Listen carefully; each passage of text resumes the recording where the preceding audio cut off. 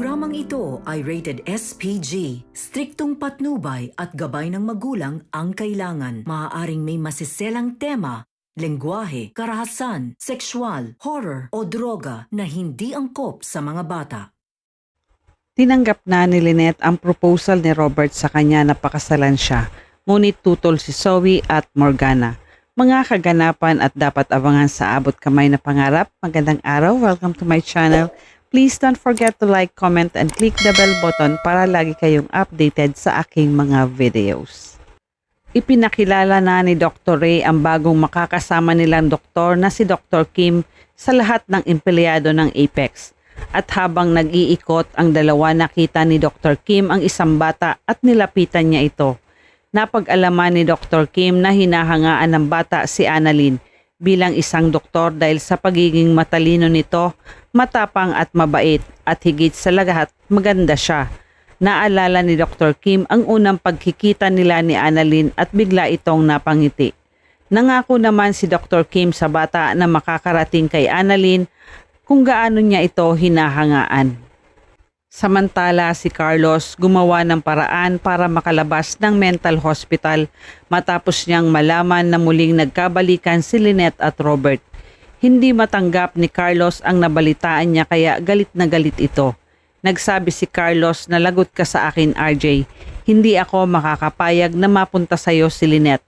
Gagawa ako ng paraan para makuha ko sa iyo si Lynette at dapat ka nang mawala sa landas ko dahil ako lang ang nararapat kay Lynette at hindi ikaw.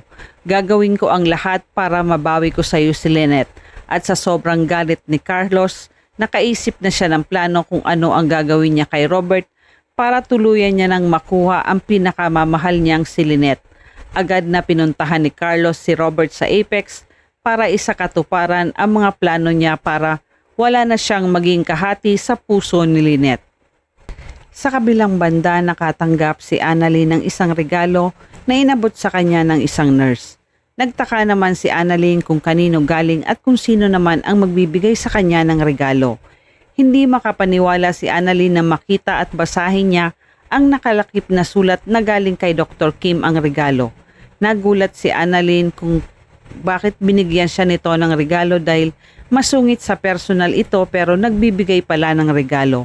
Nadismaya naman si Annalyn nang makita niya kung ano ang laman ng regalo dahil hindi naman daw niya ito magagamit. Maya-maya biglang dumating ang nanay Lynette niya at may dalang pagkain para sa kanya at para sa tatay Robert niya. Natuwa si Annalyn dahil mukhang nasa good mood ang nanay Lynette niya at napansin niya na masaya ito. Kaya nagsabi naman si Lynette na syempre naman dahil wala na siyang karapatan na maging malungkot ngayon dahil sa dinabi-dabi ng mga problemang pinagdaanan nila ng tatay niya, sa huli sila pa rin pala. Kaya naniniwala na si Lynette na may forever talaga sa kanila. Nakangiting sinabi naman ni Annalyn sa nanay Lynette niya na masaya siya dahil isa sa pinapangarap niya ay natupad na. Ang mabuo ang pamilya nila. Nagsabi si Lynette na ibig sabihin, marami ka pang pangarap na hindi natutupad? Naniniwala naman si Annalyn na may tamang oras para maabot niya ang mga pangarap niya. Kaya nagbigay naman ng katiyakan si Lynette kay Annalyn na nasa tabi niya ito para tulungan siyang maabot niya ang mga pangarap niya. At hindi lang siya kundi kasama na pati ang tatay niya at magkakasama na silang tatlo.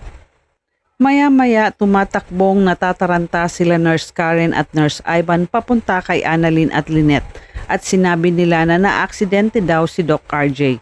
Laking gulat ni Lynette nang marinig niya ang sinabi ng dalawa kaya agad na tumakbo ito papuntang ER para tingnan si RJ. Hindi malaman ni Lynette kung ano ang gagawin niya kakahanap kung nasaan si RJ at umiiyak na ito dahil sa pag-aalalang naaksidente nga si RJ. Ang hindi alam ni Lynette na isang palabas lang pala ito para maisakatuparan nila ang gagawing proposal ni RJ para sa kanya at kinasabwat ni RJ ang mga nurse at si Annalyn. At habang abala si Lynette kakahanap kay RJ, pumwesto na ang lahat. Laking gulat ng pagharap ni Lynette, nakita niyang nakatayo si RJ na may hawak na bulaklak. Umiiyak na nilapitan ni Lynette si RJ at niyakap niya ito. Nag-aalalang nagtanong si Lynette kay RJ na, hindi ka na aksidente? Umiling si RJ kay Lynette na nakangiti. Iyak nang iyak si Lynette nang inabot ni RJ ang bulaklak sa kanya. Ipinagtataka ni Lynette kung ano ang nangyayari sa pag-aalala niya kay RJ. Maya-maya biglang lumuhod si RJ sa harapan ni Lynette at saka nagsabi ito na, "Will you marry me, Lynette?" Hindi agad makasagot si Lynette pero sa huli ay tinanggap ni Lynette ang proposal ni RJ sa kanya. Saka nagpalakpakan ang lahat sa tuwa at kinikilig sa mga nakasaksi sa ginawang proposal ni RJ kay Lynette. Lalong-lalo na si Annalyn dahil sa wakas nagawa ng tatay niya na mag-propose sa nanay Lynette niya. At habang nagpapalakpakan at masaya ang lahat, dumating si Morgana. Nakita niyang magkayakap si RJ at Lynette, kaya nagsalita si Morgana sa lahat. Emergency room ito, hindi ito ang lugar para sa proposal at sa mga walang kabuluhang bagay.